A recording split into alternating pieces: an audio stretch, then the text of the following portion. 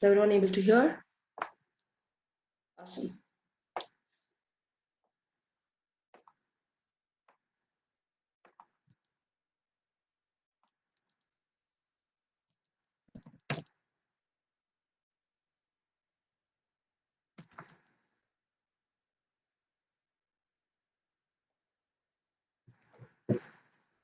So today we are going to just start. We had started lesson 4 already.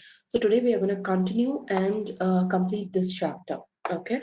So lesson 4, the concepts what we understood was what is the concept of business communication and how it is being helpful. Okay.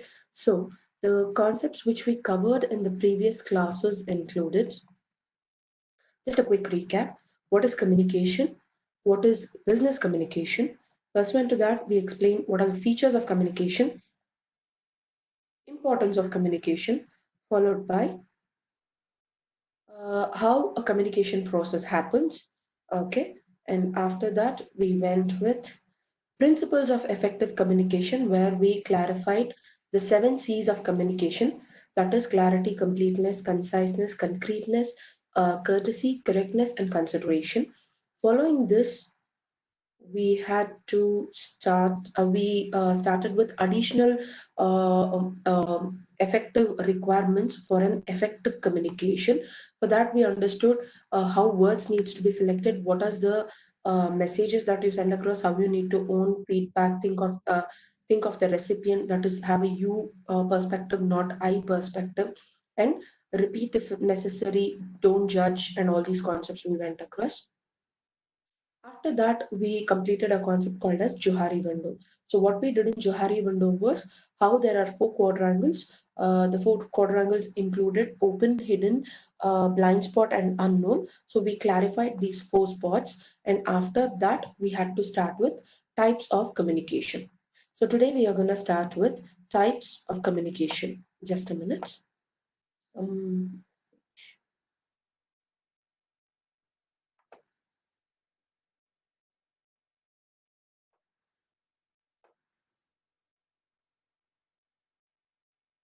okay, fine. So you had asked me for the PDF where you'll be it will be available. I'll just share the link by the end of the class. Okay, it will be available for you. I'll share the link. Okay, so today we will understand what are the different types of communication. So the types of communication that happen within an organization is what will be called as different types of communication. The one concept will be called as internal communication. The other concept will be called as external communication. So what is internal communication? Internal communication is a process where I told you yesterday, that's in the previous class, where I explained you if a communication is happening within your college, okay, that is within the 4 walls of your college, then it is called as internal communication. The same is applicable even for an organization. If the communication is happening within the organization, okay, within the organization, different departments, different levels, it's called as internal communication. When your college communicates with external entities, let's say you're having a management fest, so you're going to advertise in different colleges, in radios or advertisements, banners, posters. Okay, so all these things, when you communicate outside of your, the information from your college is being communicated to the external world, then it is called as external communication. The same process will be applicable even for an organization. So what happens in an organization when the information which is important to the organization is shared with the external people, let's say the members, the customers, the suppliers, the shareholders, the government agencies, okay, whoever we try to give certain information outside the organization, it will be called as external communication. Okay, so these are basically the 2 types of communication which comes into picture. In this, internal communication is the first one which we see in detail. Okay, when people within the organization communicate with one another. So within the organization, any level it can be, either top level, middle level, or lower level, and even in these levels there will be certain departments. So let's say finance department, HR department, marketing department, sales department, administration department. Okay, so there are different departments which are applicable. So wherever communication happens within an organization between one and another person, or one to a group of persons, or group of person to another group of person. So let's say HR department entirely is communicating with marketing department. That will be called as group of persons discussing with another group of people. Okay, so whatever happens within an organization will be considered as internal communication. Employees of an organization do so to work as a team and realize their common goals. Internal communication could be official or unofficial. So why internal communication is important? Because we have certain sets of organization goals. Like the previous class I told you, let's say if I have a car manufacturing company, my organization goal needs to be like to sell 5,000 cars in one financial year. If that is my target, to achieve that target, what are the things that I have to do? Okay, so that's where internal communication comes into picture, because it helps me to achieve my organizational goals. And it can either be official communication or unofficial communication. So what is official? You're writing memos or proper mails, and all these things will be called as official communication. Unofficial might be when they go out for a cafeterial region or a pantry region, or when they just talk over the phone and collect certain information. That will be called as unofficial information. Okay. Please also, people also communicate within the organization at personal level. This is known as informal communication. So let's say finance department, there is one person, Mr. A. He is a friend with administration department, Mr. B. Okay, so they need not have a particular means of communication or a formal communication. It might be when they go out for lunch or whatever it is. If you want certain information, unofficially or informally, also you can ask him and collect that information. Like what is the leave policy? Can you check my leave data and keep me an update? Okay, where I'm not sending an official mail, but informally I'm asking them. But the problem with informal communication is it can lead to grapevine communication. That is interpretation of information in a wrongful way, and which can lead to some damage. Okay, so that will be called as grapevine communication. So it can be spreading rumors or hatred messages or half information. Okay, so all these things can happen in informal communication. Hence, we have to be very careful with internal communication, informal way. Okay, and after that, some of the modes of written communication within an organization or a formal communication within an organization will be memo, report, office orders, circular, staff newsletter, email, fax, notice, agenda, notes on agenda, minutes of meeting, manuals, etc. So these are few of the ways in which official communication or formal communication can happen in an organization. These what are these memos, reports, office orders, and all these things? This we will cover it in your business correspondence. Okay, in that particular chapter we will tell you how will a memo look, how will a report look. Okay, all these concepts we will try to explain you that. After that, other than the radio, all other modes of oral communication started earlier could be used in internal communication methods. So if you see in a certain big organization like BHEL or BAML or any big earth movers and all these organizations, basically they will have an siren and a radio. So what happens with the radio is, if the organization is very big, like 150 acres or 200 acres, big organization with close to lakhs of employees working, it becomes easier for them to have an internal radio in the organization through which they will pass across the information. This way, oral information can be passed across. Okay. Then after this, also internet with multimedia, video conferencing, and presentations, either electronic or with visual aids, are the most likely modes of audio-visual communication that can be used in an internal communication. So let's say one mode is what we are doing now. Okay, we are conducting online classes. The same way, organizations, if they are placed in different places, like one is in let's say south of India, north of India, east of India, west of India. So if they want to get connected, then it will be easier to do through video conferencing also. Even that will be considered as audio visual means, and it is internal way of communication. Then we have external communication. So what happens in external communication? The people in an organization communicate with anyone outside the organization. It is called as external communication. These people may be clients or customers, dealers or distributors, media, government agencies, general public, regulatory bodies, authorities, etc. Okay, so as I told you, when an organization wants to communicate with anybody outside the organization, it will be considered as external communication.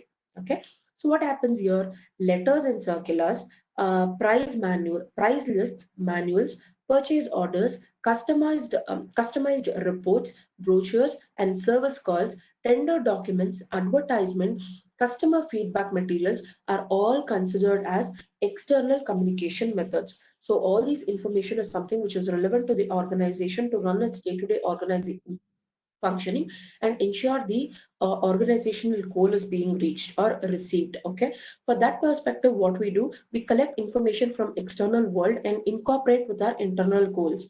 For this, external communication plays a very important role.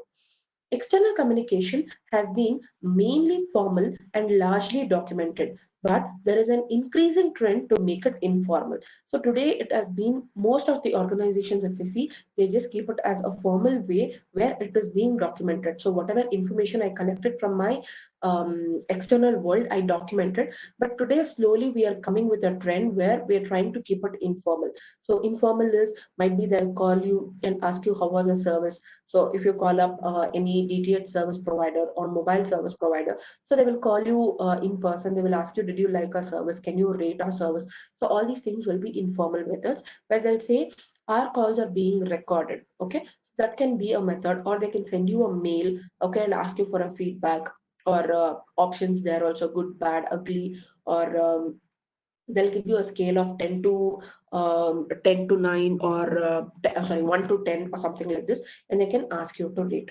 Okay, these are other means. Then some of the modes of written communication that are used in external communication are circulars, graphs, charts, emails, fax, forms, questionnaire, letter, advertisement, customer newsletters, press release, invitations, leaflets, brochures, handbills, that's all your pamphlets or something which they give. Then manuals and telegrams. Okay, these are the written ways of communicating with the external world. Then you have other than this, intercom, dictation, teleconferencing, brainstorming sessions, and grey point. Okay, all other modes of oral communication stated earlier can also be used for external communication. All modes of audio-visual communications too may be used for visual communications. We'll explain you what are these. Then also, non-verbal communication plays a very important role in external communication. So we will explain you what is written communication, oral communication, visual, audio visual in the audio visual and non-verbal in the coming sheets, okay, coming pages. So the next concept what comes into picture is within this organization, if I'm doing any communication that is within my organization, there are different methods in which this information can flow. So what how the information flows in an organization becomes important. Then you have downward flow, upward flow, diagonal flow, and horizontal flow. For this perspective, they have given an like they have explained this. The flow of communication in an organization depends on its size, structure, and philosophy. Smaller organization with fewer levels of hierarchy, people may be having fewer communication problems. In larger organizations with many hierarchical levels, the process is more complicated. So what happens here, similar to your college environment, okay? There will be a principal, below them there will be HODs, below them you will have staff, okay, below them you will be students. Okay, so there is top level, middle, okay, we'll keep it as upper middle level, lower middle level, then followed by lower level. Okay, so this is called as hierarchy. So how the information flows from principal to HOD, HOD to staff, staff to students.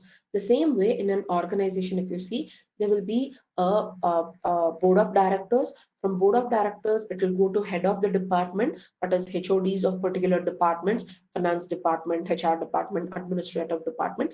Then it will go to the managers of that particular department. Then it will go to the final lower level executive employees who are working in the organization. Okay, this is called as hierarchy. If the organization has lesser number, let's say if your college had only 100 students, okay, it would have been easier. They need not have different hierarchy levels. But let's say if your organization or a college has 1,000 students, if that is the case, it becomes important for us to have an hierarchical level.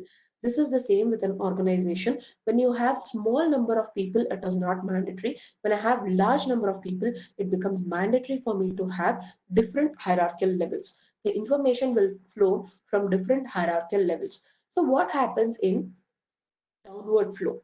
Downward flow is a process where when the information is being decided by top level management. So let's say the board of directors of the company decide that this financial year we are going to do so much of business. Okay, I'm doing so much of cost cutting. So much of employees are required to work so many hours, and this is the payment being made for overtimes. This is the bonus being paid. Okay, so all these things will be decided by the top level management. Once the information is being decided, it will be passed across to the HODs of particular departments, finance, HR, administration, all these things. Then it will be passed on to managers and it will be implemented on the employees. So how this will work? They will have quarterly targets, half-yearly targets, monthly targets, and yearly targets. Okay, so all these things become very important where information is being decided at the top level and it flows to the bottom level. Okay, it's called as downward flow. Okay, the next one what we have is upward flow. Upward flow. So here what happens in upward flow is the information is being passed on from the lower level management, that is employees of the organization or laborers or executive class people. Okay, these people will pass on the information from lower level to a middle level. So middle level can be they will report to their managers and tell them this is the problem. The managers, if they get the problem from let's say 100 employees, then they will go ahead and update the HOD. The HOD will update it to the BOD and say BOD is board of directors. They will update it to the BOD and they will tell this is the problem that's being faced by the organization. Kindly let us know how to interpret this and how a solution can be provided. So when information is passed on from lower level to the upper level of the management hierarchy, then it is called as upward flow of information. So upward flow of information is being very, very beneficial today because it is helping the top level management to understand the concerns of the lower level management and give proper advice so that the organization can function in a very better and an efficient way so the organization goals can be achieved at the earliest. Okay, then you have diagonal flow. So what happens in diagonal flow? So here what is happening is I told you there are five different departments. Okay, the five different departments can be, one is finance, the second one is HR, the third one will be marketing, then you have sales, then you have administration. Okay, so these are the five departments. So let's say finance department wants to know what is the number of leaves available to the employees working in finance department. Okay, so then what happens, finance department is going to talk with HR department.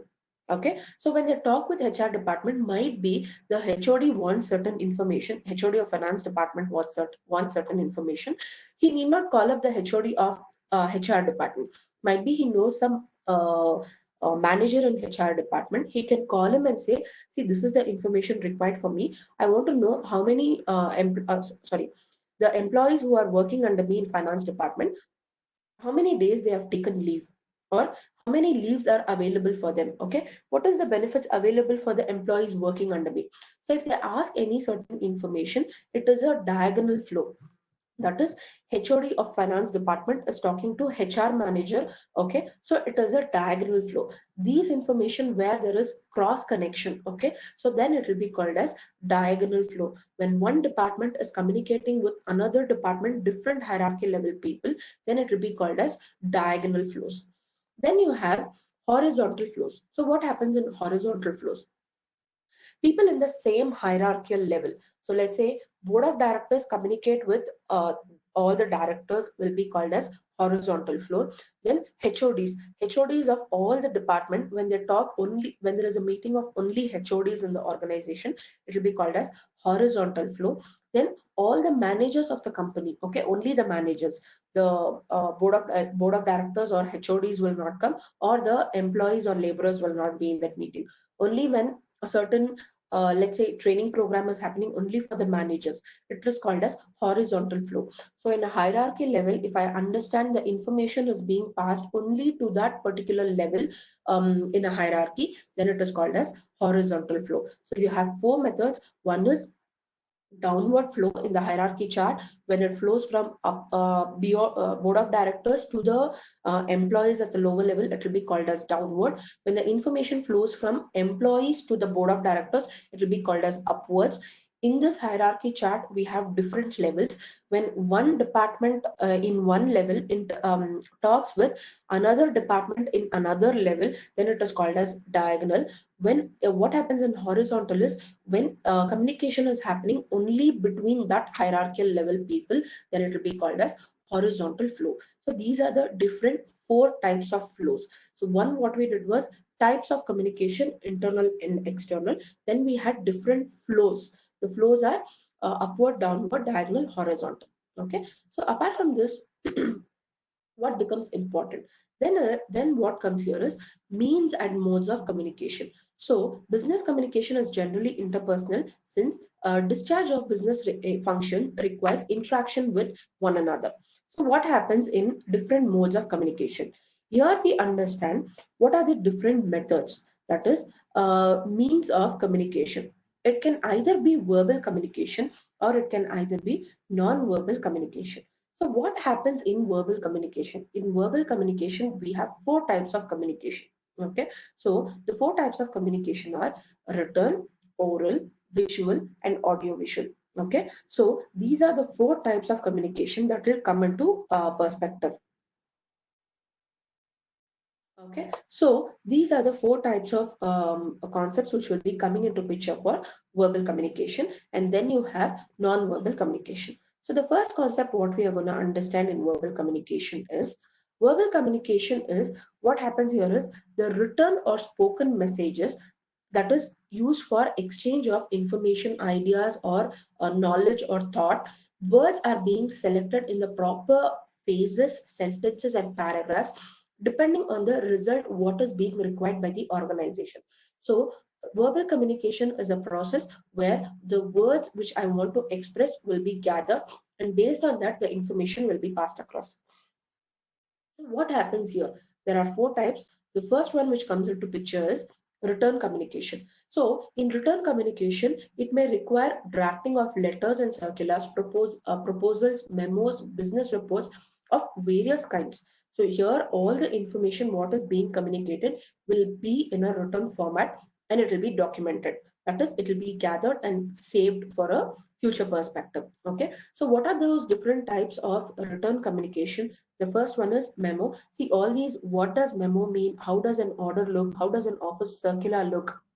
Office order looks, that will be covering it in business correspondence chapter. Okay, if you have that particular doubt, kindly hold on. We will do it in your next or the next chapter. Okay, that is your sixth chapter.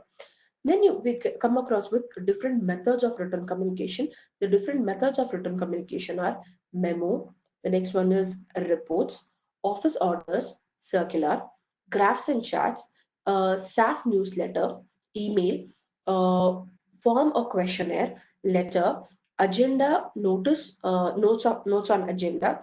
Then you have minutes of meeting, advertisement, customer newsletter, press release, invitation, leaflet, brochure, handbills, manuals. So it can either be used for internal communication or it can be used for external communication. But overall, it is considered as written communication. Okay.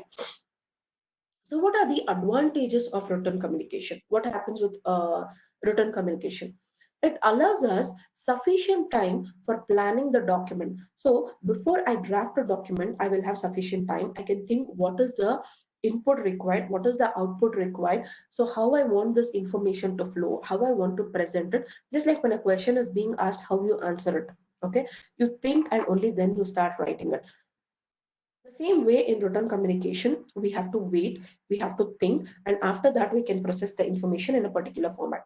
Then you have enables us to revise the content. So once I have written the document, it becomes easier for me to check the information. After checking the information, it will be easier for me to interpret. And if there is any correction, I can go back and make the correction before it is finally being circulated among the public at large or employees, whoever it is. Okay. So before it is being circulated, I can review the information. Then to display what we have written, so it becomes easier for me where the information what I have written, it becomes easier for me to display it in a format. It can either be in a memo format or advertisement format or press release or handbills. Okay, whichever format it is, it becomes easier for me to display. The use of headings and bullets enable us to organize the information. So if I don't want to write a lot of information in the form of paragraphs, I can use bullet points or headings and all these concepts where it becomes easier for me to attract the interest of the reader. Okay, so the reader will not be lost and he will be having better interest on the information what is being shared. Then you have it can be filed or retrieved. So the information what is being circulated in written communication, all these information will be filed or retrieved. Okay. Then we have disadvantages. So what are the disadvantages of written communication? The disadvantages are more time to compose. One thing is we take a lot of time in writing or drafting and rechecking this information. So definitely there is a disadvantage in written communication. Suffer from the limitation of the sender, like the assumption and prejudice. So here what happens, you have to always have a concept of you approach. That is, I shouldn't write it from my approach, I have to write it from the receiver's approach. When I write it from the receiver's approach, what happens, it is very important for me to understand how they will interpret this message. If he's not interpreting in the way what I have sent across, then the entire effort what I've put in drafting this message will be wasted. Okay, so there is a possibility that the reader or the receiver will not receive the message in the way I intended to express it. Then inadequacy of the first message. So if the first message is not being interpreted by him in the correct or right manner, then it becomes important for me to again write adequate messages. That is, to make him understand what are his doubts. Again and again, I have to write 2 3 mails or 2 3 messages or written drafts. Okay, where again time will be wasted. Suffers from lack of congruence. So congruence is what, if I speak to you, let's say you have a doubt. Okay, as soon as you have a doubt, if you talk to me and if I explain it to you, then it becomes easier for you, because orally we have communicated and I've clarified all your doubts. If that is not happening, then what happens, you will have certain doubts, you are not able to express the doubts in written format. Like, I send you a mail with certain information to be done, you don't know to reply to that mail. Okay, so if you don't know to reply to that mail, what will happen, it will become difficult for me to understand what are your doubts. So I will be replying back to you in mail, so the time constraint and lack of information will be entirely present throughout the process. So hence there is a lack of congruence if an oral communication happens in between. So this is what is the mail you have sent across, I don't understand these concepts, can you please explain? If that is the case, it becomes easier. Okay, if written communication is the only means of communication, it has relatively got certain disadvantages too. Then we go with oral communication. So what happens in oral communication? Research studies have shown that 80% of the communication by executives of an organization is in the oral form. So 80% of the communication in any given organization, based on a survey, it has come up and said it is 80% only through oral ways. Okay, so what are the oral methods? It is a conversation through a telephone or a cellular phone. Then messages sent across might be in the form of WhatsApp message or SMS or whatever it is. Then you have intercom communications, face-to-face discussions, meeting and conferences, presentations, dictaphones, dictation, conversations between two or more employees, radio where information is being shared across. Then you have teleconferencing, then you have speeches, brainstorming sessions, then grapevine and interviews. Okay, so all these concepts will fall under oral communication. So there is no written format as such. Here it is only oral. So we speak and we try to explain, in fact tell what is the information that I want to update them, and they will give me a feedback like what is the information that they have gained. Okay, so interviews, so all these things will be considered as oral communication. So we will understand what is the importance of oral communication first before we go into advantages and disadvantages. Speeches is one of the earliest as well as the widely used medium of communication. So if you see in ages back, this is the method in which communication has happened. Let it be in the form of a monarch or kings and queens being ruling the country, or then a democracy coming into picture, or communists being in rule. Whichever happens, communication, that is oral ways of communication, has been the most important thing. That is, they always confine to oral methods where information is being spoken to public at large, and whatever doubts or clarifications they have, they come back again and they try to explain the public at large. Okay, and not only today, but it is being used by various people across the world from ages. Okay, oral communication has been one of the initial and first ways of communication of information. Then every day in business, people come into conversation with the superiors, with the subordinates, superior among themselves, subordinate among themselves, the customers with their suppliers, and suppliers with their client, and so on and so forth. So communication happens every day. It can be, I told you, you have different hierarchy levels. Within the hierarchy levels, it can happen. That is internal organization, internal communication, or external communication. Any process can happen, and it has become one of the most supportive ways where if a supplier has not sent me any goods, okay, it becomes easier for me to call him and ask, you have sent a mail that it is being shipped, but I have not received. Can you just track and tell me where it is? Okay. So rather than writing a mail and waiting for him to respond, I'm being quick and immediate. So it becomes easier for me to receive the information. Okay, I'm not wasting a lot of time. And factors, like what are the important factors that come into picture when oral communication happens? Factors like audience. So who is my receiver? What is his understanding? What is his background? What is his knowledge about the language which I'm speaking? So if I'm speaking English, okay, well and good. If I'm speaking Hindi, he should be comfortable with that. Or if he's speaking Marathi, Bengali, or any other South Indian languages, then it is based on his comfort. Okay, so we have to understand what are his requirements. Based on that only, I can start my oral communication.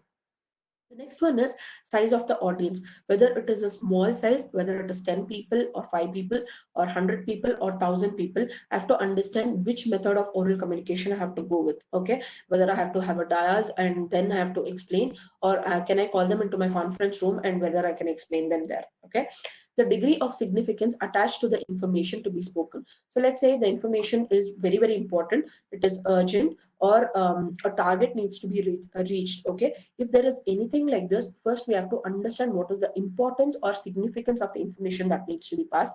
Based on that, we will go with oral communication. Okay, then fear of the boss. So they will be having a fear of boss where they will not reply. Okay, they will not ask any doubts, or they will not come back and ask for any information. If that is the case, we have to ensure that this particular fear is being addressed. Then fear of status might be if they are in the lower level of the organization, they find it difficult when BOD people are coming in addressing the organization to stand up and talk. Okay, we have to understand that. And fear of one's own self advancement, if they fear that I will not be given a promotion, or I will not be given a recognition or a bonus or something because I speak now, then those factors has to be addressed. Then all these factors will affect oral communication. Okay, then after this we are going to study what are the advantages of oral communication. The main and the first advantage what happens here is oral communication saves time. So what happens in oral communication, the concept of drafting, writing a message, rereading it, understanding whether all the information is being covered in my message, okay, a lot of time is being wasted in written communication that can be saved in my oral communication. Then oral communication provides the opportunity for feedback and clarification. So once the information is being provided in an oral platform, it becomes easier for us to ask at the end if they have any feedback or clarification or any doubts is being there for them.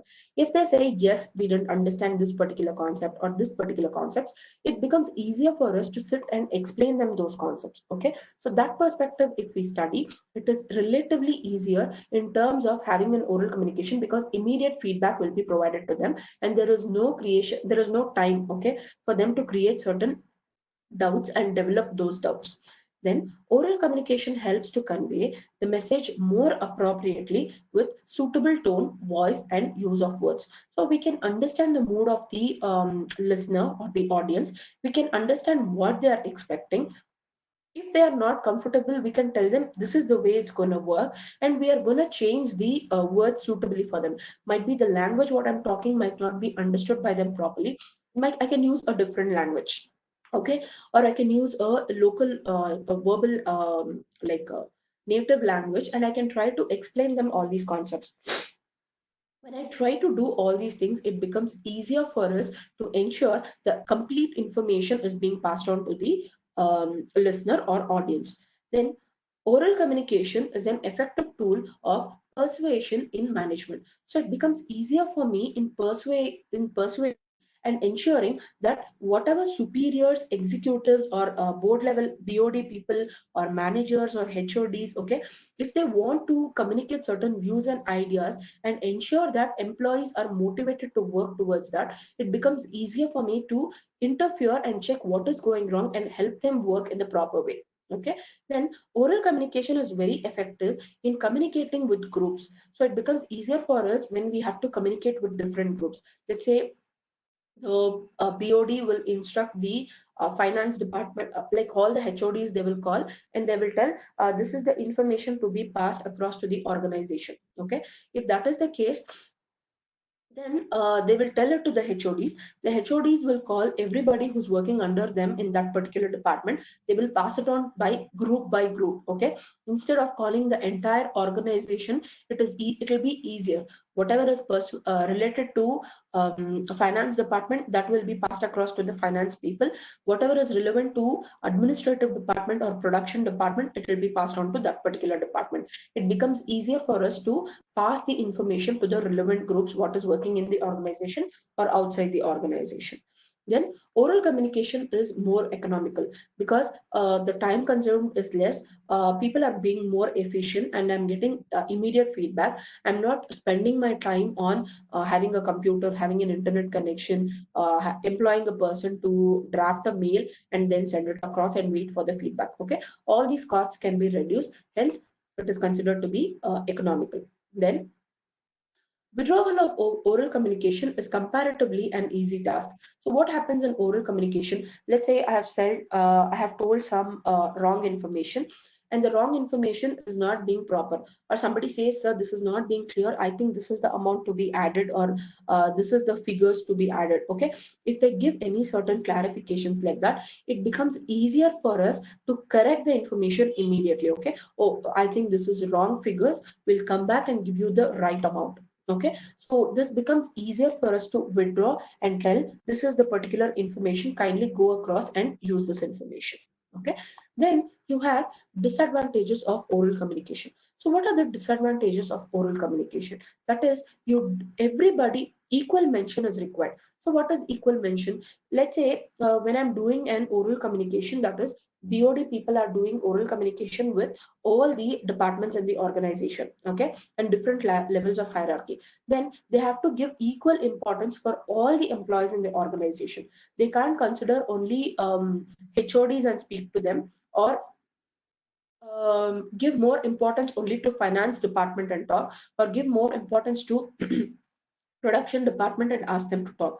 So it is very important for us when we are doing a mass addressing, we have to give equal respect to everyone as our audience.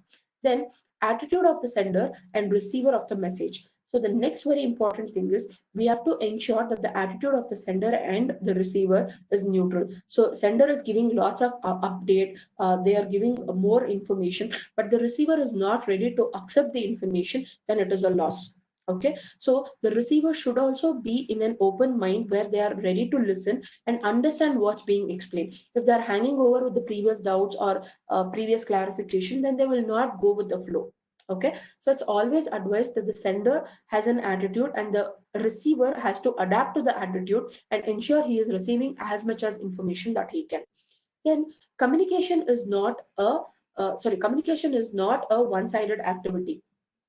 Here, in oral communication, it doesn't become a most of the time one-sided thing, because equal opportunity will be provided to the opposite party also, that is the receiver. Okay, so we have to keep in mind it doesn't become one-sided, and we give opportunity for the receiver to ask their questions or doubts. Then use appropriate words. Usage of words is very important in oral communication. I should be very careful with that. Then ability to receive and react. The sender and the receiver both should have the ability to receive the information, and based on the information they have to analyze, interpret, and only then they have to react. Okay, simply if they keep reacting, then it is of no use. Saying the right words at the right time. So the next very important thing is we have to ensure whether this is the right timing to use these particular words. So let's say now the economy is going a little low. I can't go and tell, okay, this is the input being provided, we are not going to give you a bonus.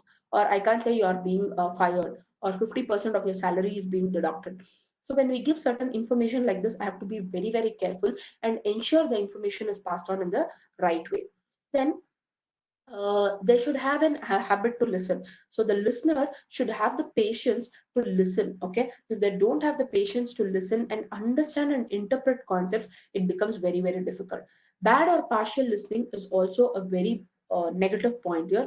If you are not going with the flow of the sender, okay, then the receiver will be losing the information because he's partially hearing to information, or he is not a good listener. So he will not understand the efforts what's being put across by the sender in updating them with all the information being explained. Okay, it's very important. The next one is there is no record or legal liability. So if you see in written documentation, whatever is being sent across, it is being recorded and a backup is being kept.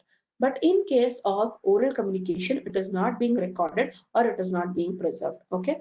Then unfamiliar accent and pronunciation. So there can be certain words which a person doesn't know to pronounce, and it can lead into a problem where it can be misinterpreted. So we have to be sure, if I don't know the accent or if I don't know the pronunciation, then I have to make sure I learn the pronunciation and only then explain.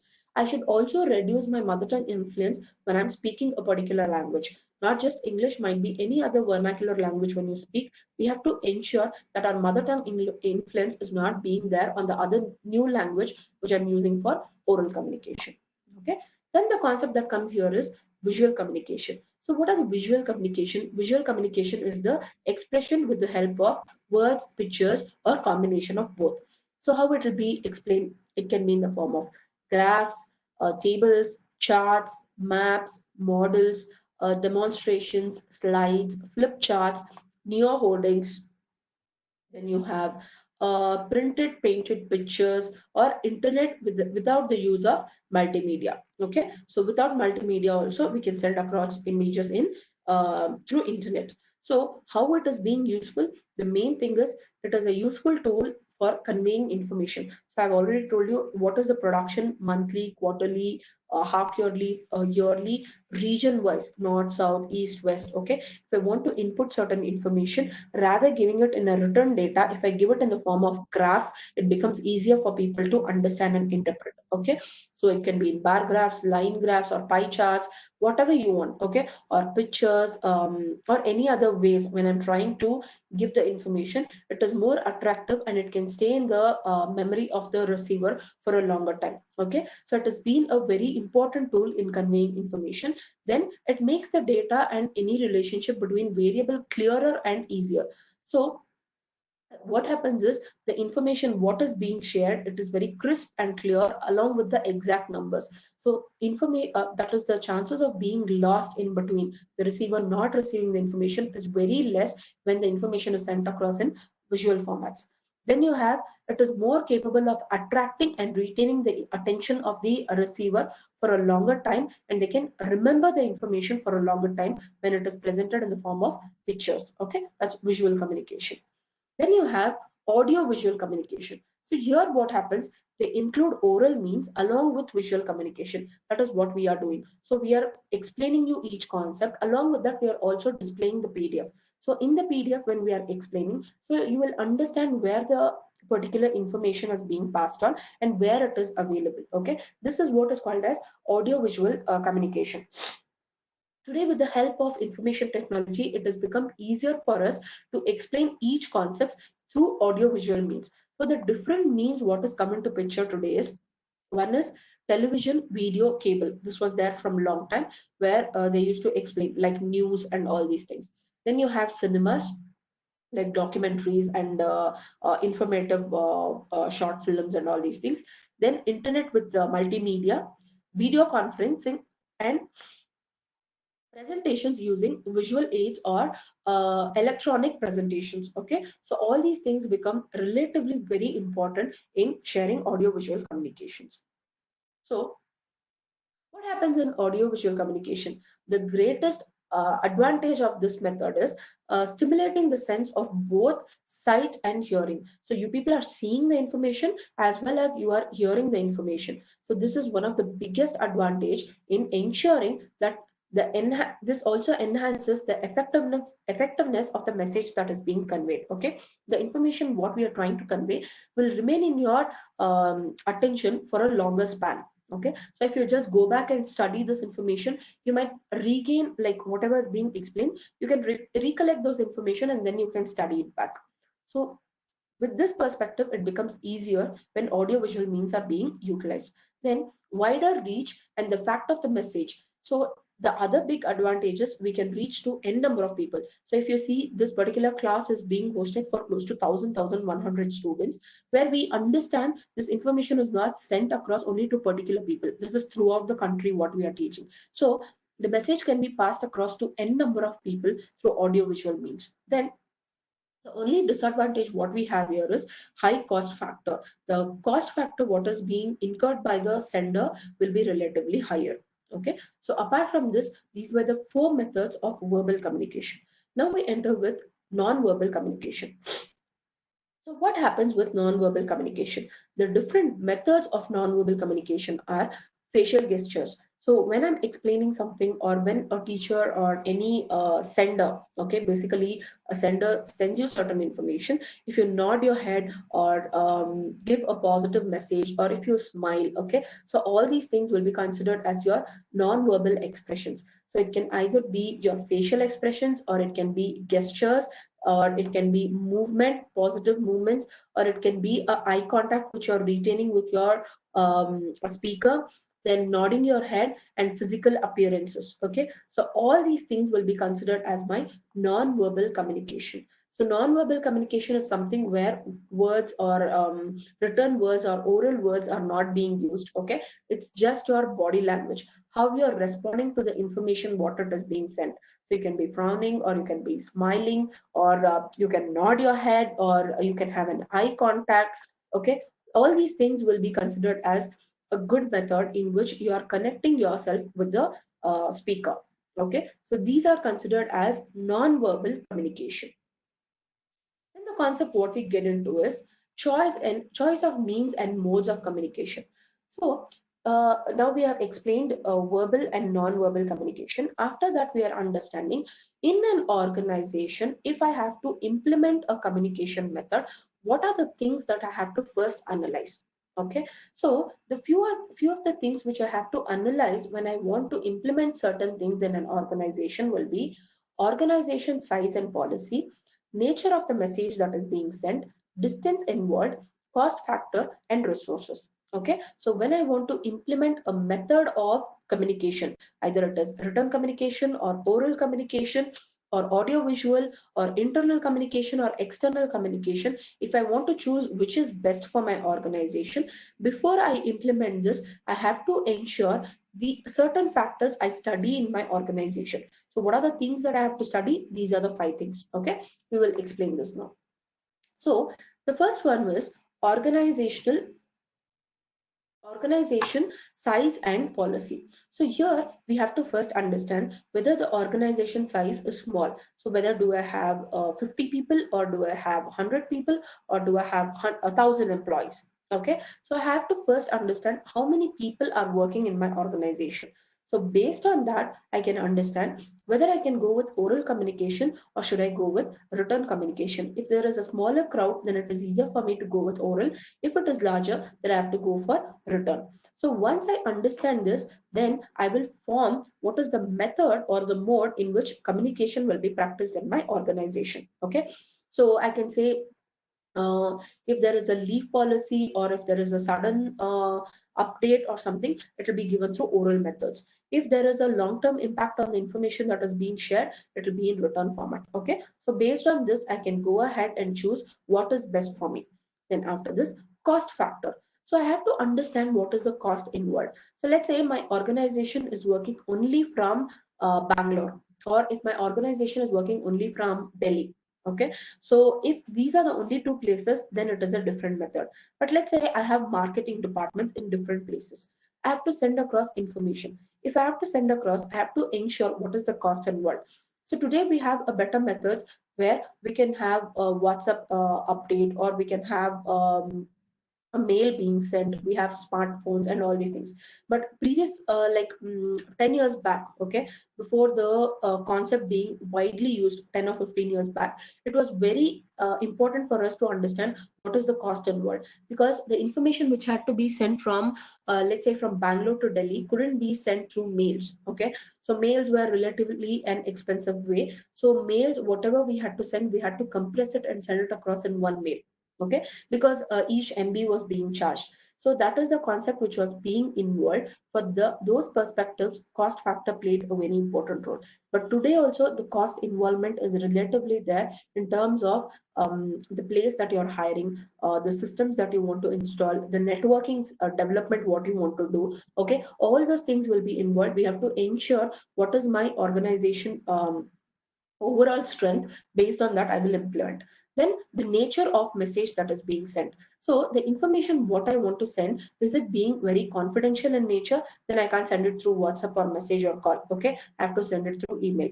Or is it an urgent message where the information has to be sent, and I'm not sure the receiver will read the mail? If that is the case, what I will do, I'll immediately call them. Okay, so I can go for oral communication instead of written communication. So the importance of the message has to be studied. We have to understand the nature and urgency. Based on that, we will choose what is the apt way in which communication can be, the message can be communicated. Okay. Then based on this, we will select. Then the distance involved. Let's say today MNC companies have become more appropriate throughout the world. So with India also liberalizing, privatizing and globalizing, we have lots of MNCs come across after 2000. Okay, so when these MNC companies have come into India, they don't have operation only in India, they will be having global presence. So when we have global presence, we have to understand, might be I am at 8 o'clock, 8:30 in the morning, but the timing will not be same in US, or the timing will not be same in Australia. Okay, the timing will be different. So I have to understand what is the distance involved, and when they will see the message. Okay, and what is the importance of the message? Is it very urgent, or is it very important? Then I have to ensure I send one mail, and I also send across one WhatsApp message. Kindly check your mail once you are up. So make sure the information is being received. Okay, so I have to ensure what is the distance being involved. And the next one is resources available. So let's say the example, best example given here is fax machine. So if I want to send a fax, not just me being keeping my fax machine turned on, the receiver also has to keep his fax machine turned on. Okay, so the resource in both the hands should be applicable. Simple thing is, I have a network. If I want to make a call, I have to ensure the receiver also has network. Okay, if the receiver doesn't have network, then it will become relatively difficult for me to convey the message. So these are called as basic resources which should be available in both the entities sending across the message. So even the sender should have, even the receiver should have the information. Okay, so it will become very, very important. So these are five important things which an organization has to study before implementing. Then the next thing what comes is, then we have mediums of digital communication. Today we have developed digital communication in such a platform where it has become very important and inevitable part in communication methods. So what are the different methods in which digital communication is being used? Digital communication is electronic means used for communicating information. So the different methods are, one is email. So I'm sure everybody will know what is email. So there are service providers like Gmail, Yahoo, Outlook. Okay, so these are called as like your personal mails and all these things. You can maintain it through any of these accounts. Otherwise, let's say you want to go with a particular server, like we have at icsi.edu. Okay, this is a particular server. So if we want to take this particular server, then we have to maintain, like we'll have to incur certain amount of cost, and once the cost is being involved, okay, only after that we will go ahead and pass across the email. So this again depends on the confidentiality. Why? Because when you send it to icsi.edu, no other person will have control over this apart from icsi.edu. But when I send it across in Gmail or Yahoo, it will, all the information, a copy of that will be saved in my saved in their server, might be in Google server or in Yahoo server. Okay. So whichever server is there, it will be maintained there. For that particular perspective, they go with their own service where the information is not being hacked by any third party. Okay, so these are the basic concepts of email. So when written communication is being used as a method in an organization, they go with emails. So even when we go as emails, we have to ensure which server we are using. So whether we want to have a personalized server or we go with general service providers like Google, Yahoo, or Outlook. Okay. Then you have instant messaging. So instant messaging is nothing but your SMS. Okay. So before WhatsApp and all these things coming into picture, we had this instant message. Like if you remember, like 5 6 years back, the concept was, okay, not even 5 6, before that also, we had like 100 messages a day. Okay, there was a bar or a slab which was applicable. So all these things are called as instant messages, where it is sent across from one entity. If the tower is available to the receiver, it will immediately be dropped in their message box. Okay, that's called as instant messages. Then you come across with the method of mobile communication. That is how mobiles are being used today in various methods. So today we don't require anything else. So even if the same classes what you're attending, even if you have a mobile, you can attend through your mobile phones. Okay, all the smartphones today support all these special services. Hence, it becomes easier for us to operate. Okay, so mobile phone is being very supportive in digital communication. Then you have PDAs. So in PDS, what happens? The information what needs to be shared across can be sent in a precise manner only to the receiver.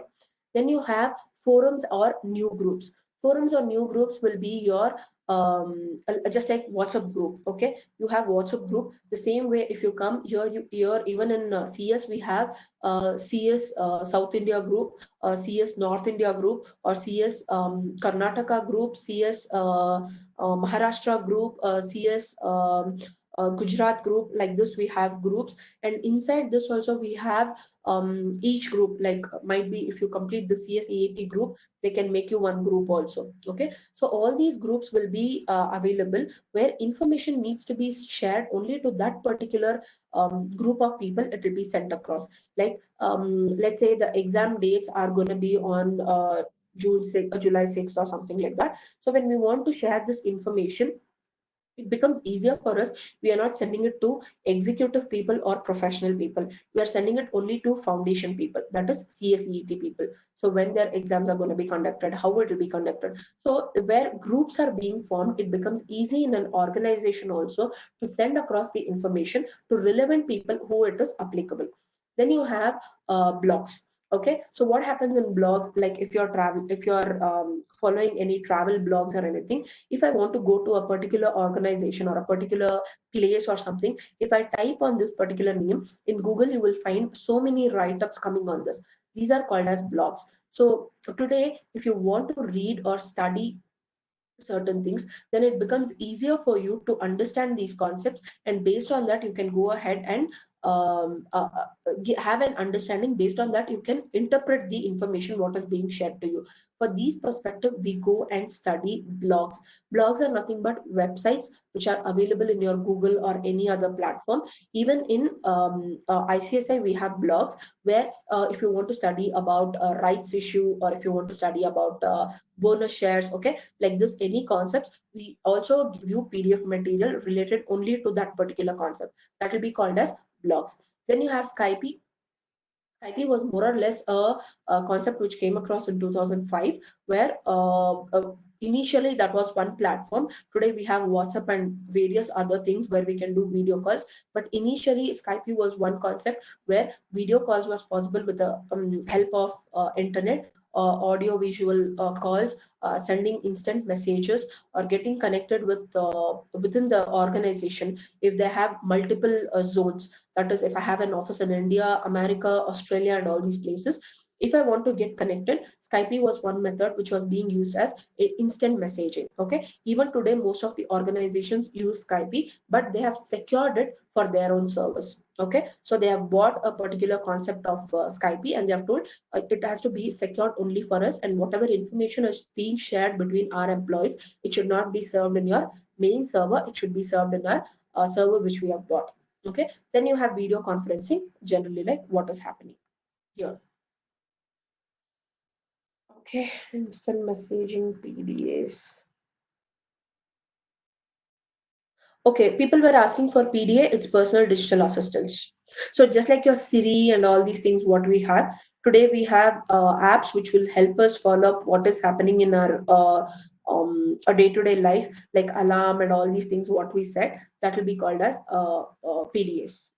Okay, that's PDA. And after that, we will come across with communication networks. So here you have networks. So in networking, what happens? What are the different networks which is being used?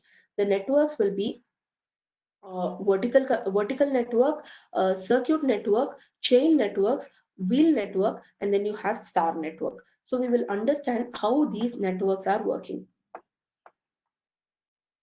Okay, the networks will be, the first one is vertical network. So what happens in vertical network? The information is passed on from superior to subordinate, okay? Or the information goes from subordinate to superior. It's a one-way communication. Either it will come from up to down, or it will go from down to up. Okay, it is not a circular format where I give a call, okay, I tell him the information, I listen for his feedback. No, it is just instruction being given. Okay, the feedback is not being received, then it is called as vertical communication. Information or instruction being passed on from a superior to a subordinate, or subordinate to a superior, will be called as vertical communication. There is no feedback being received. Okay, what happens in circular communication? In circular communication, the whoever is the sender, okay, the sender will send the message to the receiver, and he will wait for the receiver to give their feedback. Okay, so there is a complete message being encoded. So there is a decode, and then encoded, and then it is being decoded. So here the entire information is passed on, and we are ensuring that the information is passed 100%. What is there in my mind, I'm sending it across. I'm expressing, he is expressing what he has not understood. We are clarifying, and we are completing the process of communication. Okay, this is called as circular network. This doesn't happen in my vertical network. Vertical network, only the information is passed on. We are not taking any feedback. Okay, then what comes is chain network. So what happens in chain network? There is one superior, that is board of directors. The board of directors will pass the information to the or HODs. Okay, so once the information is passed on to the HODs will pass it on to the managers. The managers will pass it on to the laborers or employees, the final lower level employees. Okay, so this is called as chain, where feedback most of the time will not be given. Okay, if there is a feedback also, G, that is the lower level people, will pass it on to their immediate managers. Immediate managers will pass it on to the HODs. The HODs will pass it on to the BOD. Okay, so this is called as chain network, where they have to follow a particular way in order to reach the BOD. So if the lower level wants to meet pass the information to the BOD, then they have to follow this particular chain and only then pass on the information. If BOD wants to pass some information to the lowest level of the management, they have to follow this chain and only then the information can be passed. Okay, this is called as chain network. Then the next concept will be wheel network. So what happens in wheel network? There is one manager. Let's say a finance manager is there. Okay. Under this finance manager, there is going to be 7 or 8 people working under him. So one person will be taking care of direct taxes, indirect taxes, GST, customs, GST, customs. Okay, let's keep them as finance analyst. Okay, or accounts analyst. Okay, so these three will be working as account analyst.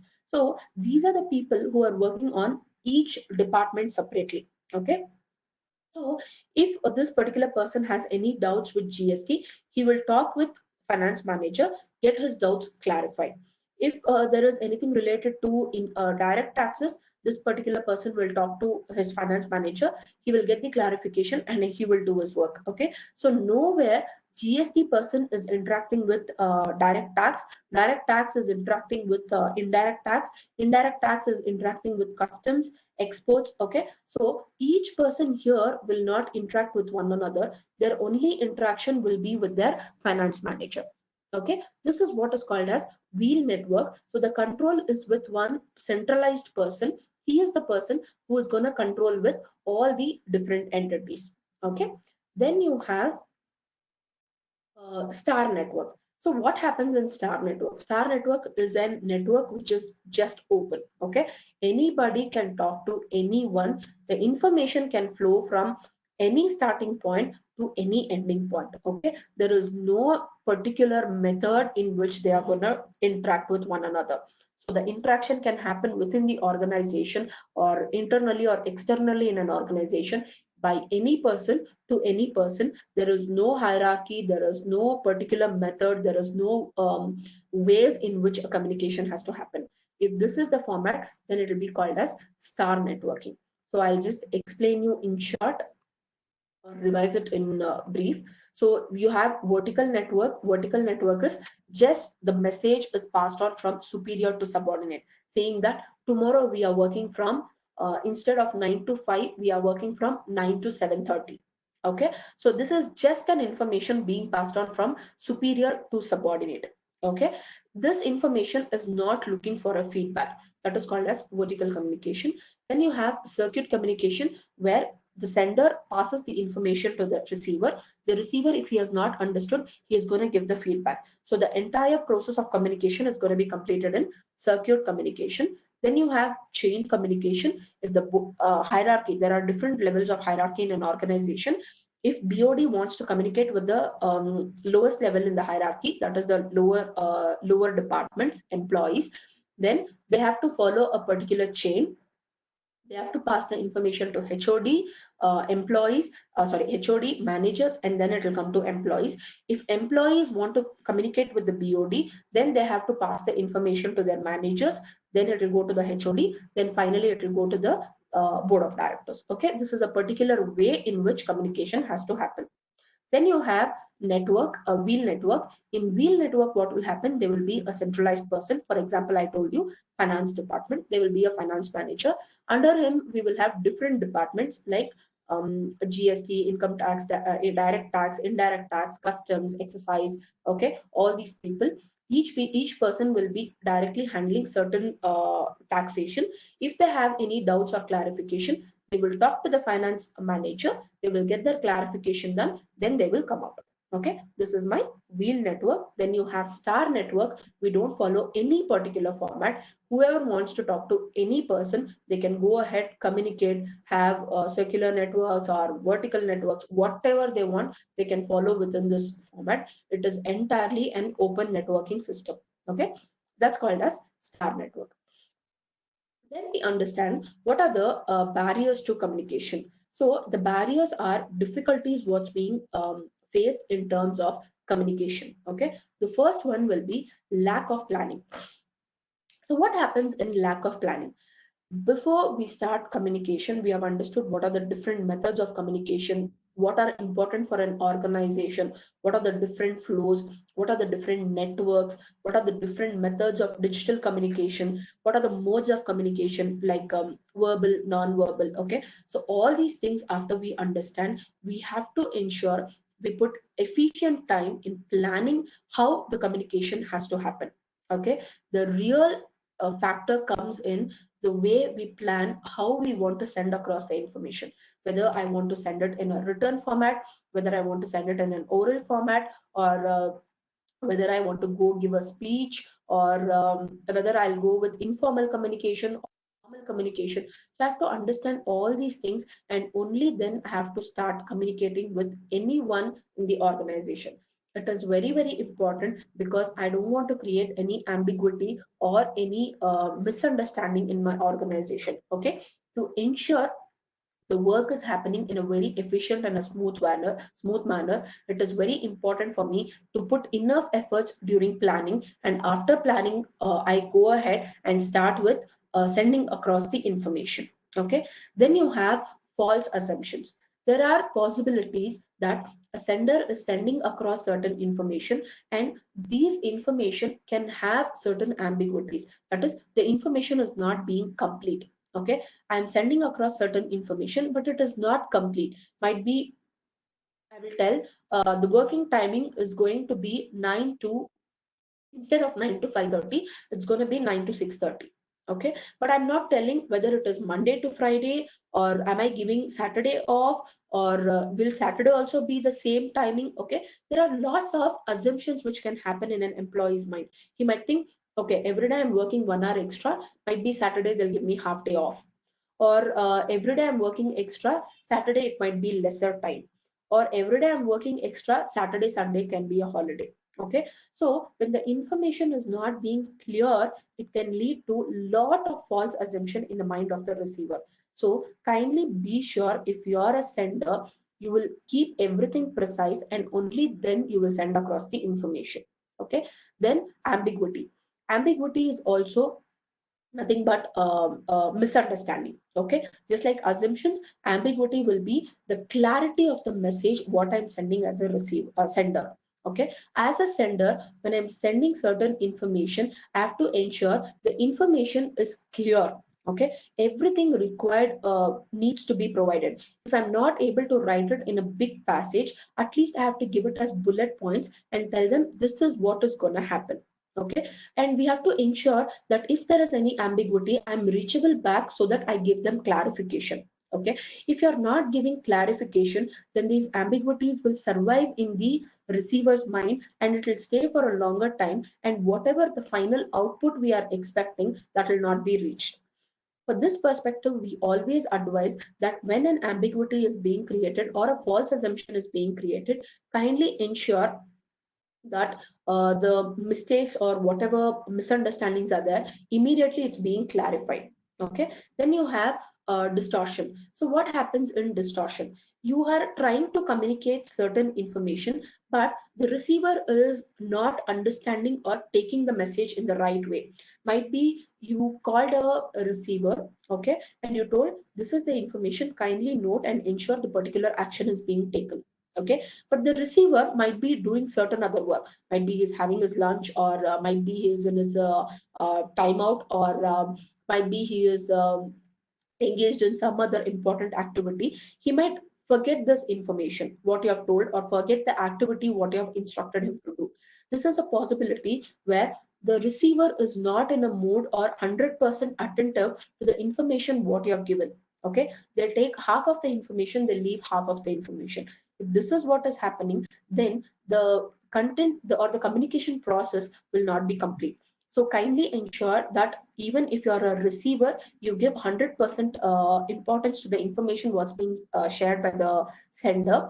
And if the sender asks you to do a particular task, if you're not able to remember it immediately, kindly note it down somewhere. Okay, or you can tell the receiver, kindly, this is the information, can you just take out your diary and note this down. Okay, so we don't miss out on this activity and it's being completed. Okay, if we instruct these particular things, then distractions in the work, what is going to be happening, it can be reduced. Then you have passing judgments. So um, you always have this thought that if as students also you would have had this, like if there is a particular faculty, you will listen to them for the first 2 3 classes, and after that you will get into a particular judgment, or this person they will teach like this only, this person they will teach like this only. So based on that your attention level will differ. Okay, so it is called as passing judgments. So before you go across and put in their efforts and understand what they are trying to tell, okay, instead of understanding the sender, you are judging the sender. Okay, this person will be of this particular quality. This person will not give so much of information. All these things we judge, and we come to an opinion, okay, of facts and figures. Okay, it can be offensive, or it can be annoying, or it can be guarded, or it can be defensive. Okay, you get into a particular judgment, and after you get into this judgment, you will not pay that relevant attention towards the sender. Okay, so hence it becomes a barrier in communication process, because the senders can be your managers, or your senders can be your HODs. When information is being sent across, you take them for granted. Okay, this particular person, this is the information that's going to come. So hence it becomes a method of failure where communication is not going to be completed. Okay, the information is not going to be completed. Then you have implied meanings. So what is implied meanings?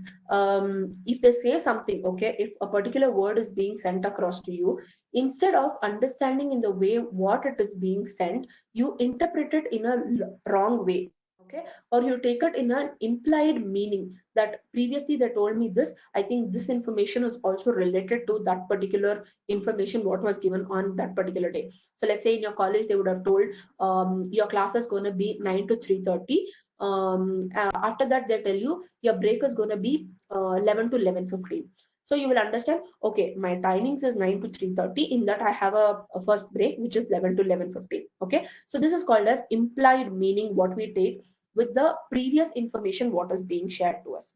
Then lack of trust. When the sender and receiver don't have trust on one another, then it's going to form a very big barrier in communication. If I have any clarification to be clarification or information to be received from the sender, please be open and take up the information.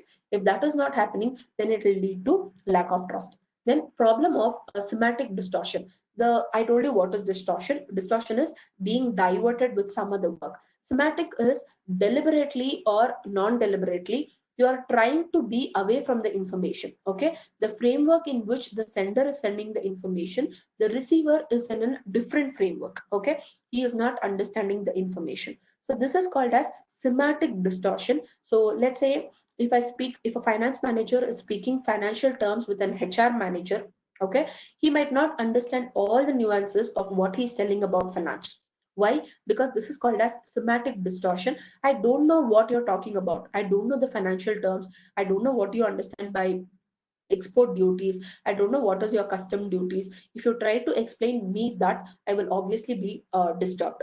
Okay, so this is called as semantic distortion, where only a distortion means I have lot of work to do, in that I forget a particular work what is being sent by the sender. Okay, that is called as distortion. Semantic distortion is I don't understand at all in the first and foremost thing what you're trying to explain me. Okay, that's called as semantic distortion. So these things can be a problem in communication. So if I want to overcome my problems in communication, what I have to do? The first thing is clarify your ideas before you communicate. So before I send across information, kindly be very, very clear, read it, understand it from the you perspective, not from I perspective, not from the sender's perspective, but from the receiver's perspective, and then send across the information. Communicate according to the need of the receiver. That's what I told you. Whatever is the need of the receiver, based on them, give the complete information. If possible, give it in bullet points. Okay, then consult others before communication. So let's say if I'm a manager and if I don't know whether the information can be sent across to the entire organization, then kindly go to the respective HOD talk to them. So this is the information that's going to be sent across. Can I send this across? And after that, you send it. So you as a CS going forward, you will be the person who's doing a board report, who's doing a notice calling for a general meeting or a board meeting. Okay. So before you send across any of the information, these meetings will have financial inputs and HR inputs and all these inputs. Okay. So before this information is being sent across, you can go to the respective department heads, ask them, are you comfortable with all the information which is being sent across? If there is any corrections or anything, kindly let us know before I send across to the public at large in terms of members. Okay, when I'm sending it to members or calling for an AGM, or if board meeting is being called, before I send it across to the directors, if you have any changes, kindly let us know. Okay, so kindly consult with other departments before the information is being sent to public to the receiver. Okay, then be aware of the language, tone, and the message. Always have clarity, like the 7 C's, what we explained. Kindly ensure all those things. Have a passive tone, and kindly ensure the content of the message is complete. Okay, you are not leaving any ambiguity or misunderstandings. Then convey things of help and value to the listener. So whenever I'm giving any information to the receiver or the listener, please share information which is of help or value for them in long term. Then ensure proper feedback. Once the information is being shared, kindly ensure you give them time to come back and ask doubts and it's being clarified. Consistency of the message has to be maintained throughout the information when it is being shared. Don't keep it with complicated vocabulary. Keep it in simple vocabulary and tell them don't use technical words or jargons. Keep it simple and convey the message in a consistent way. Then follow communications. If once I communicate and they come up with the feedback, might be after 1 week or 2 weeks, I can go back and ask them, how is the work happening? Do you have any doubts? If anything is there, kindly come back and ask us. Okay, so these methods can be followed. Then always, it's not just the work of a sender. Even as a listener or a receiver, kindly be a good listener. This is very very important. Only then we can interpret how much ever efforts is being put by the sender. If you as a receiver or a listener don't put in your efforts, then whatever efforts is being taken by the sender will be in vain. Okay, so kindly ensure all these things to ensure that communication method will be in a better process. Okay, so for this we are completing chapter 4, and now kindly start with your questions. Please ensure that you don't post your questions repeatedly. Post once and kindly wait. Okay, don't copy paste your questions. Wait. What is ambiguity? Ambiguity means doubts. Okay, if I have any doubts, the other word used for ambiguity is doubt. Okay, please explain Star Network. Star Network is an open network where we are not waiting for anything to happen in particular. We are not giving them the way information has to flow. However, they want the information can flow in an organization, then it is called as Star Network. There is no given platform. So if a board of director wants to talk to an employee, he can go for a coffee or a chat or lunchtime. He can just come and talk to him indirectly. Okay. Even the employee can talk to the chairman. Okay. So when it's called informal, okay, it's not formal way. Informally, when they talk with one another within the organization, then it is called as Star Network. Okay. How many hours you should study business communication? It depends on you particularly. Okay, how you grasp. What is telegraph? Telegraph was a previous method where if I want to send telegram or telegraph, I used to use a telecommunication method, that is the telephone services. Through that, I used to send across messages. Okay, today you have SMS. Before it used to be called as telegraph. What is grapevine communication? Grapevine communication is a process in which I'm not going just with the information what is available to me. I don't know what it is, but I'm still passing across the information. It can be gossips. Okay, that's basically called as grapevine communication. Brainstorming session means where a particular case study will be provided, and we will call everybody in the organization, might be the managers or everybody, and we'll tell this is what the particular situation, what's happening in the organization. Can you find out a solution for this? Okay, that will be called as brainstorming sessions, where We are not very sure what will be the outcome, but we are asking everybody to interpret and come with a particular outcome so that it is beneficial for the organization. Okay, that's what is called as brainstorming. Case studies, basically breaking a case study. PDA is just like you have Google Talk or iPhone, you have Siri. Okay, so all these things which are applications which will help you systemize your work. Okay, that will be called as PDAs, personal assistants, development digital assistants. Okay, personal digital assistants is called as your PDAs. Okay, then just a minute. What is office order memo? Kindly wait. I will be doing it in your coming up chapters. We will explain you what it is. Uh, Ma'am, the app you are using for editing PDF is chargeable or not? Editing PDF will not be working for you. I have converted into my software what I've bought, in that I'm doing. So you can't edit PDF. Oh, I had to give you the PDF link. 1 minute.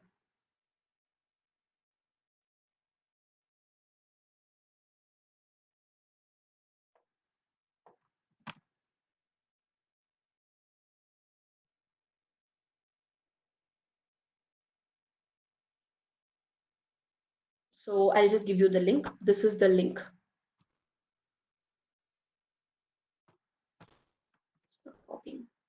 1 minute.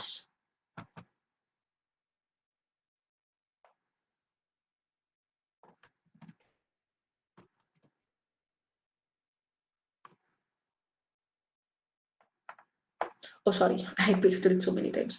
Fine. That's the link which is available where you can go and download your textbook. Okay. I'll just come back again to the questions.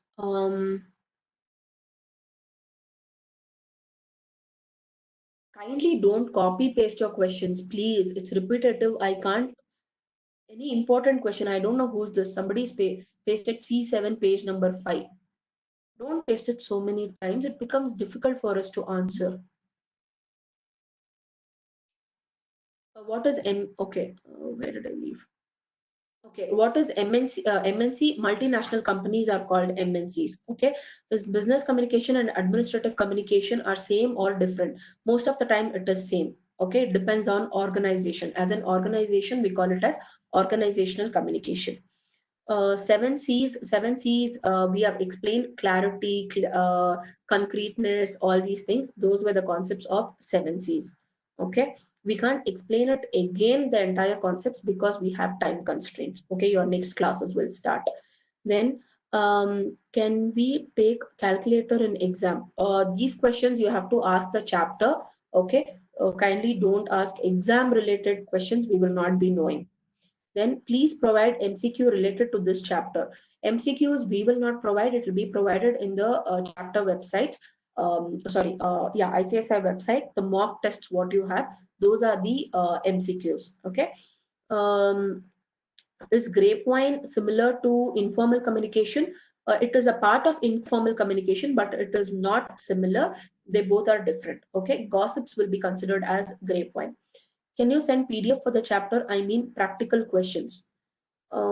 I don't know. The PDF link I have shared, you can go with that. What is distortion? Distortion means disturbance. Okay, when I'm doing certain activity and I'm not listening to the communication, what is being made by the sender or the speaker, that is called as distortion. If I have any disturbance or I'm seeing mobile or doing something, that's called as distortion. Message in written communication, so it can be oral communication. I didn't understand your question. Please be clear.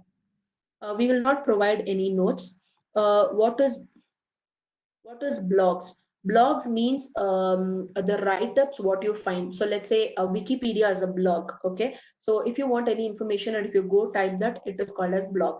How it will help organizations? Yes, let's say my organization is going to start something about quality development training. So I don't know what is quality development training, so I'm going to study. I'm going to Google. I'm going to study what is quality development. After that, I start working on that. That is called as blogs. Okay, basically I don't know what that information is. I go to Google and study on that particular thing. That will be called as blogs. We don't share any of our numbers. That's okay.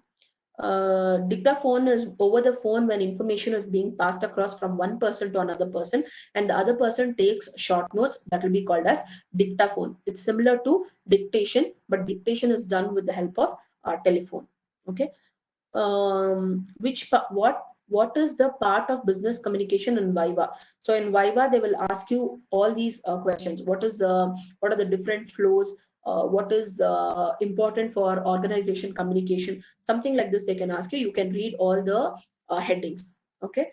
Then diagonal flow, when information is passed from one department, that is what I gave an example was finance department. HOD wants information from HR manager. Okay, he is not following a particular method, but there is a diagonal communication. That's what is called as diagonal flow. Okay, there is not within the same level of hierarchy, but one level of hierarchy, different department to another department, different hierarchy. When communication happens, that is called as diagonal flow. Recordings of the class will be shared by the chapter. You just have to wait. Distortion is nothing but disturbance. Okay, that is called as distortion. Any distractions what you have, that will be called as uh, distortions. Hierarchy is levels in an organization are called as hierarchy. That is top level management, middle level management, lower level management. Same like your HODs in organization, HODs in college, staffs in college, students in college. Okay, that's what is called as hierarchy. What is PDA? Similar to your city and all these things. Okay, mobile apps which help you in organizing your work is called as PDAs. Then what is instant messaging? WhatsApp, all these things are called as instant messaging, or before it was SMS, today it is called as instant messaging.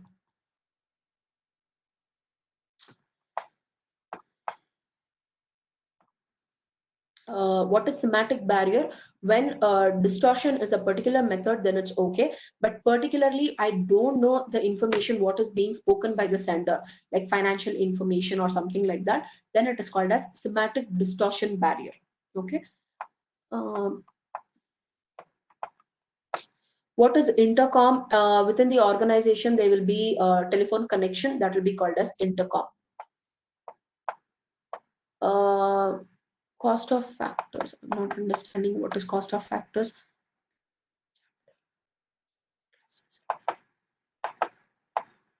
Okay. Only one class is remaining. Kindly wait. We will complete all your syllabus. Slowly, we will give you the links for the classes after we decide from the chapter. What is this? See, kindly don't paste your questions repeatedly. It will be tough for us to not answer other people's questions. Okay.